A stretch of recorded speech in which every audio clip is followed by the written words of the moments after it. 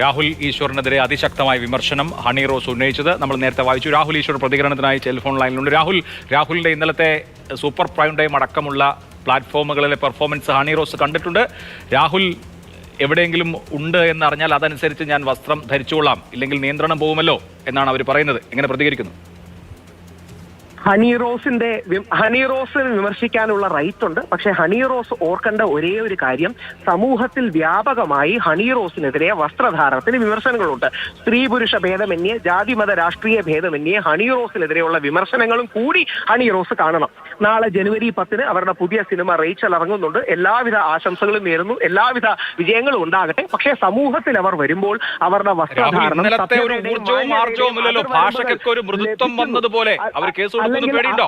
അല്ലെങ്കിൽ അതിർവരമ്പുകൾ ലംഘിക്കും എന്നുള്ളത്. രണ്ട്, രാഹുൽ ഈശ്വർ ഒരു അഡ്വക്കേറ്റ് ആണ്. ഹണി റോസ് അതും കൂടി ഓർത്തു വെക്കുന്നത് നല്ലതാണ്. രണ്ട്, അഭിലാഷ് അറിയാവുന്ന ഒരു കാര്യമാണ്, ഇന്ത്യയിലെ പരമോന്നത നീതി കോടതിയെ വിമർശിക്കാൻ മടി കാണിക്കാത്ത രാഹുൽ ഈശ്വറിന് ഹണി റോസിനെ വിമർശിക്കാൻ മടി ഉണ്ടാവും ചിന്തിച്ചാൽ. എനിക്ക് ഒറ്റ പോയിന്റേ പറയാം, ആ ഒരു വരി അങ്ങൊന്ന് കേൾക്കണം. ഹണി റോസ് വിമർശനത്തിന് അതീതയല്ല.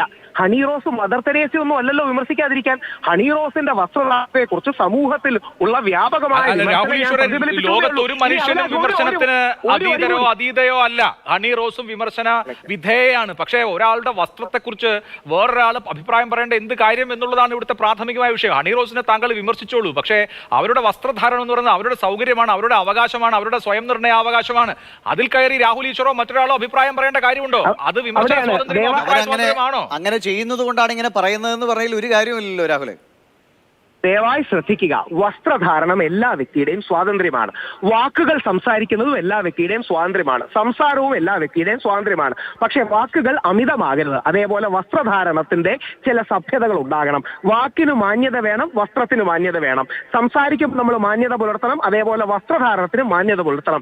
ഈ പോയിന്റ് ആർക്കെങ്കിലും വിയോജിപ്പുണ്ടോ? രണ്ട്, നിങ്ങളുടെ അടക്കമുള്ള ചാനലുകളുടെ താഴെ വരുന്ന കമന്റുകളിലെ 99% നോക്കുക ആരെയാണ് പിന്തുണയ്ക്കുന്നതെന്ന്. നമ്മൾ ചാനലുകളിൽ ഇരുന്ന്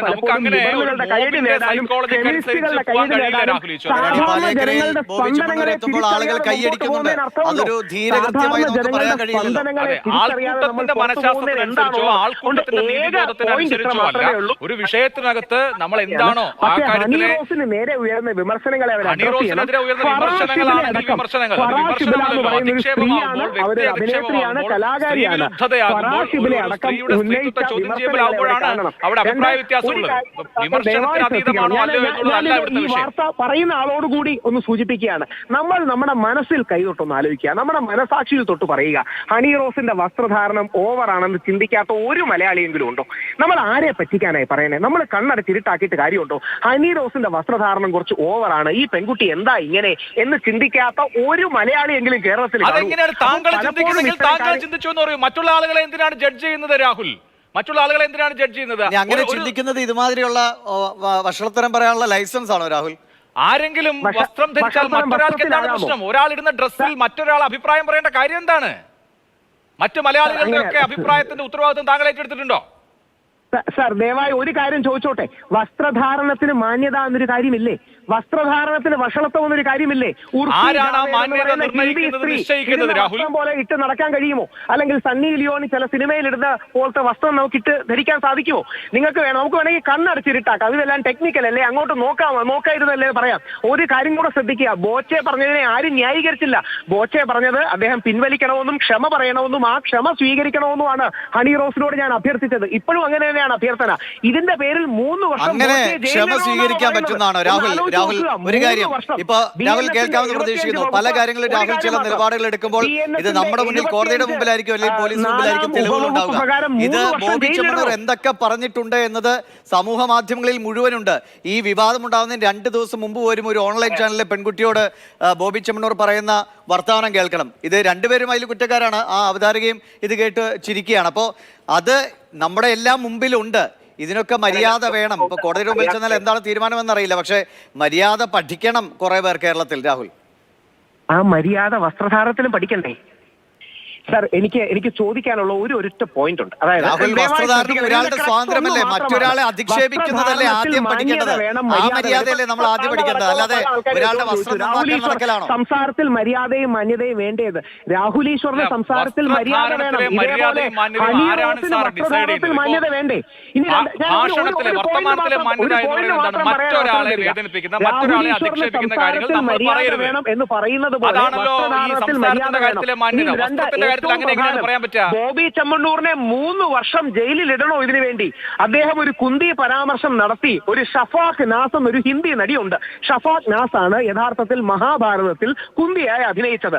ഹണി റോസിനെ പോലെ ഇരിക്കുന്ന ഒരു നടിയാണ്. ഗൂഗിളിൽ സെർച്ച് ചെയ്താൽ നിങ്ങൾക്ക് കാണാൻ കഴിയും. വേണമെങ്കിൽ അങ്ങനെ പറഞ്ഞ് എനിക്ക് ബോബി ചെമ്മണ്ണൂറിനെ ന്യായീകരിക്കാം, പക്ഷെ ന്യായീകരിച്ചില്ല. ഞാനടക്കം ബോച്ചയെ വ്യക്തിപരമായി അറിയുന്ന ആൾക്കാരാണ്. ഞാൻ പറഞ്ഞു ബോച്ചെ പറഞ്ഞത് ശരിയായില്ല, അദ്ദേഹം അത് പിൻവലിക്കണം, മാപ്പ് പറയണം. അപ്പോൾ സംസാരത്തിൽ മാന്യത വേണം എന്നതുപോലെ വസ്ത്രധാരണത്തിലും മാന്യത വേണം. ഇനി സർവോപരി ഇതിന്റെ പേരിൽ 3 വർഷം ഭാരതീയ ന്യായ സംഹിത 75 4ാം ഉപവകുപ്പ് പ്രകാരം ബോബി ചെമ്മണ്ണൂറിനെ 3 വർഷം ജയിലിലിടണമെന്നാണോ പറയുന്നത്?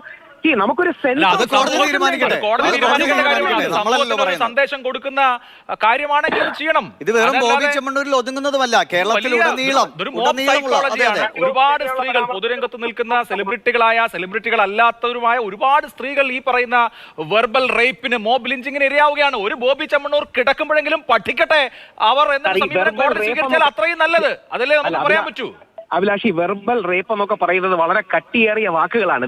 വാക്കുകളൊന്നും പറയരുത്. ഇനി രാഹുൽ സോഷ്യൽ മീഡിയയിലുള്ളതല്ലേ, ഓരോരുത്തരെ എങ്ങനെയൊക്കെയാണ് അധിക്ഷേപിക്കുന്നത് എന്ന് കാണുന്നല്ലേ. ഡിപ്രഷനിലേക്കും അല്ലെങ്കിൽ ആത്മഹത്യ ചെയ്യേണ്ട അവസ്ഥയിലേക്ക് വരെ പോകുന്ന നിലയിൽ പലരും എത്തിപ്പെടുന്നതാണ് സോഷ്യൽ മീഡിയയിലെ അക്രമങ്ങൾ.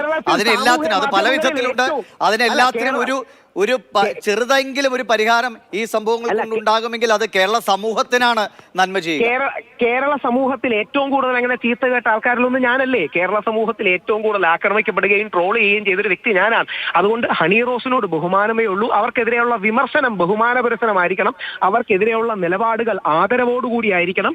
അവർക്കെതിരെ ഏറ്റവും ബഹുമാനത്തോടെ വിമർശിക്കാൻ ഒരു സ്പേസ് വേണം. ഒറ്റ കാര്യത്തിലേ എനിക്ക് പറയാനുള്ളൂ, ഹണി റോസിനെ വിമർശിക്കാൻ പാടില്ലെന്നും ഹണി റോസ് മദർ തെരേസയാണെന്നും അല്ലെങ്കിൽ ഹണി റോസ് ഓഡിറ്റ് ചെയ്യപ്പെടാൻ പാടില്ല എന്നൊരു നിലപാട് ശ്രീ അഭിലാഷ് ഓഡിറ്റ് ചെയ്യപ്പെടട്ടെ, വിമർശിക്കപ്പെടട്ടെ. രാഹുൽ ഈശ്വർ, അവരുടെ വസ്ത്രധാരണത്തെ കുറിച്ച് അശ്ലീലം പറയുന്നതാണോ വിമർശനം? അവരുടെ വസ്ത്രധാരണം കണ്ടാൽ മറ്റുള്ള ആളുകൾക്ക് നിയന്ത്രണം നഷ്ടപ്പെടുമെന്ന് പറയുന്നതാണോ വിമർശനം? വിമർശനവും അധിക്ഷേപവും രണ്ടും രണ്ടാണ്. സെക്ഷലി കളേർഡ് റിമാർക്സ് നടത്തുന്നത് വിമർശനമല്ല. അഭിലാഷ് സ്ട്രോമാൻ ആർഗ്യുമെന്റ് ഉപയോഗിക്കരുത്. ഹണി റോസ് വസ്ത്രധാരണം കണ്ടാൽ നിയന്ത്രണം വിടുമെന്നാണോ പറയുന്നത്? ഈ സ്ട്രോമാൻ ആർഗ്യുമെന്റ് യൂസ് ചെയ്യുന്നത് എന്താണ്? അവരുടെ വസ്ത്രധാരണം കണ്ടാൽ കൺസേൺ വരും എന്ന് പറയുന്നത് എന്താണ്? അല്ലെങ്കിൽ എന്താണ്? അവരുടെ വസ്ത്രധാരണം സഭ്യതയുടെ അതിർവരമ്പുകൾ ലംഘിക്കുന്നതും ആരാണ് നിർണ്ണയിക്കുന്നതെന്ന് സഭ്യതയുടെ അതിർവരമ്പെന്നൊരു കാര്യം നമ്മുടെ സമൂഹത്തിലില്ലേ? ഉദാഹരണം നിർണ്ണയിച്ചു വെച്ചിട്ടുള്ളത് കണ്ണിലല്ലേ? ഈ മെയിൽ ഗേസ് എന്ന് പറയുന്നത്, ആൺനോട്ടം എന്ന് പറയുന്നത് ഈ പറഞ്ഞ വസ്ത്രം ധരിക്കുന്ന ആളുകളുടെ കുഴപ്പമാണോ? ആ ആൺനോട്ടങ്ങളെ ഏറ്റവും കൂടുതൽ മാർക്കറ്റ് ചെയ്ത വ്യക്തി ഹണി റോസ് ആണെന്നാണ് ഫറാഷ് ബിലയുടെ വിമർശനം. ആ ലൈംഗിക ദാരിദ്ര്യത്തെ ഏറ്റവും ചൂഷണം ചെയ്ത വ്യക്തി ഹണി റോസ് എന്നാണ് ഫറാഷ് ബിലയുടെ വിമർശനം. മോഡലാണ്, അതേ ജോലി ചെയ്യുന്ന ആളാണ്. ഞാൻ ഇന്നലെ രാഹുൽ പറഞ്ഞു അവരുടെ തന്നെ സ്വന്തം കരിയറിനെയും അവരുടെ നിലപാടിനെയും റദ്ദാക്കുന്ന നിലപാടാണ് അത് എന്ന് ഞാൻ ഇന്നലെ തന്നെ രാഹുൽ ഈശ്വറിനോട് ഫറാഷ് ബില പറഞ്ഞു. അതാണ് താങ്കളുടെ നിലപാട് പറയൂ. ശ്രദ്ധിക്കുക, അല്ല ദയവായി അഭിലാഷ് ശ്രദ്ധിക്കുക. ഫറാഷ് ബില എന്ന് പറഞ്ഞ വനിതയായ സ്ത്രീ കാര്യങ്ങൾക്ക് വേണ്ടി ശബ്ദമുയർത്തുന്ന മോഡലായ അഭിനേത്രിയായ സ്ത്രീ പോലും വിമർശിക്കുന്നത് സാർ സ്ത്രീകളെ സെക്ഷലൈസ് ചെയ്യപ്പെടുന്നു, കമോഡിഫൈ ചെയ്യപ്പെടുന്നു. ഇത് നമ്മുടെ കൺസേൺ ആണ്. ആ ഒബ്ജക്ടിഫൈ ചെയ്യപ്പെടുന്നതിന്റെ, ഭോഗവൽക്കരിക്കപ്പെടുന്നതിന്റെ, കമോഡിഫൈ ചെയ്യപ്പെടുന്നതിന്റെ എരുതിയിൽ എന്നെ ഒഴിച്ചു കൊടുക്കുന്ന ആളാണ് ഹണി റോസ്. അതെല്ലാം കഴിഞ്ഞു നിന്ന് ഇതൊന്നും ഞാൻ അറിഞ്ഞില്ല എന്ന് പറഞ്ഞാൽ എന്ത് ന്യായമാണ് എന്നുള്ളത്? അതുകൊണ്ട് ഹണി റോസിന്റെ നിലപാട് ഒബ്ജക്ടിഫൈ ചെയ്യൽ തുടങ്ങിയ കാര്യങ്ങൾ വെർബൽ റേപ്പിന്റെ പേരിൽ ഒരാൾ അറസ്റ്റിലാവുമ്പോൾ ഒരു ന്യായവാദമായി ഉന്നയിക്കുകയാണ്. അത് വേറൊരു ഡിബേറ്റ് ആണ്. സ്ത്രീ ശരീരത്തിന്റെ ഒബ്ജക്ടിഫിക്കേഷൻ എന്നുള്ളത് വേറൊരു ഡിബേറ്റ് ആണ്. ഒരാൾ തോന്നിയാസം പറഞ്ഞു നിരന്തരമായി തോന്നിയാസം ചെയ്യുകയും പറയുകയും ചെയ്യുന്ന ഒരാളെ അറസ്റ്റ് ചെയ്യുമ്പോൾ അയാളെ ഡിഫെൻഡ് ചെയ്യാനായി സ്ത്രീ ശരീരത്തെ സെക്ഷലൈസ് ചെയ്യുന്നത് ശരിയാണോ എന്ന ചോദ്യം ഉന്നയിക്കരുത്. അത് ശരിയായ സംവാദ മാതൃകയല്ല.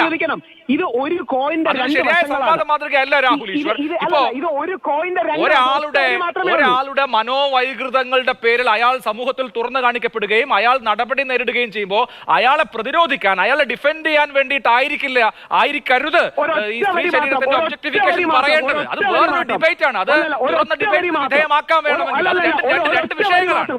അല്ലല്ല, ഒരൊറ്റ വരി മാത്രം. സ്ത്രീ ശരീരത്തിന്റെ കമോഡിഫിക്കേഷനും ഒബ്ജക്ടിഫിക്കേഷനും ഈ നാണയത്തിന്റെ മറുവശമാണ്. അത് നിങ്ങൾ മറച്ചു പിടിക്കുകയാണ്.